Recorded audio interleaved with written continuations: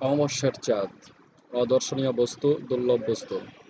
আজকাল তোমাকে দেখাই যায় না। চাকরি পেয়ে কি অমাবস্যার চাঁদ হয়ে গেলে? অকাল কুম্ভট, অর্থ অপদার্থ। মন্টুর মতো অকাল কুম্ভট ছেলেকে দিয়ে এ কাজ সম্পন্ন হবে কিছুতেই সে আশা করা যায় না।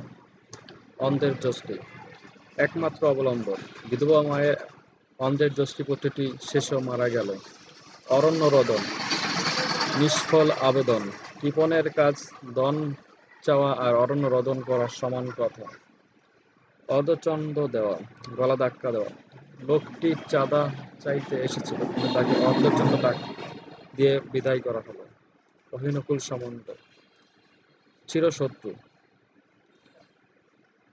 তারেক সাহেব এবং সাদেক সাহেব পাশাপাশি বাড়িতে বাস করেন, কিন্তু তাদের মধ্যে অহিনকুল সম্বন্ধ। অগাধ জলের মাছ, অত্যন্ত চালাক।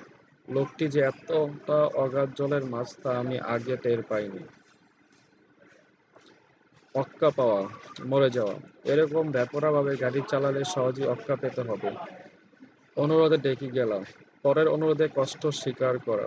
বন্ধুত্ব রক্ষা করতে গিয়ে অনেক সময় অনুরোধ ডেকে গিলতে হয়। অদৃষ্টের পরিহাস, ভাগ্যের বিড়ম্বনা। অদৃষ্টের পরিহাসে রাজা বাদশাহ পথের ফকির হয়ে যায়। অকুল পাথর, মহাবিপদ। আহমদ সাহেবের অকাল মৃত্যু তার পুরো পরিবারকে অকুল পাথরে ভাসালো। অগস্ত্য যাত্রা, শেষ বিদায়। ভক্তদেরকে শোক সাদরে ভাসিয়ে মহানায়ক অগস্ত্য যাত্রা করলেন। অগ্নি পরীক্ষা, কঠিন পরীক্ষা।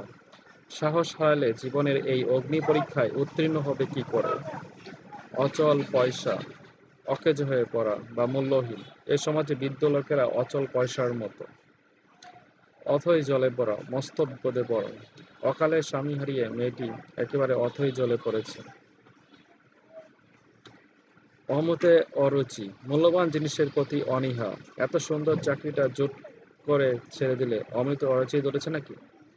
অন্ধকারে ডিল মারা, অনুমানের সাহায্যে উদ্দেশ্যে হাসিল করা। অন্ধকারে ডিল মারা স্বভাবটা বাদ দাও। কবে যে ডিল তোমার পিঠে এসে পড়বে কে জানে। অন্ধিসন্ধি, গোপন তত্ত্ব। নিজেকে তুমি আর লুকাতে পারবে না। তোমার অন্ধিসন্ধি আমি জেনে ফেলেছি। অন্তর্টিপনি, অলক্ষ্যে অন্যের হৃদয়ে আঘাত দেয়া। অন্তর্টিপনি স্বভাব অনেক সময় দাম্পত্য কলহের কারণ হয়ে দাঁড়ায়। অকাট মূর্খ, জ্ঞানহীন। কে বলবে সে শিক্ষিত? এত এত বিদ্যা পেটে পড়েও শেষ পর্যন্ত সে অকাট মূর্খই রয়ে গেল।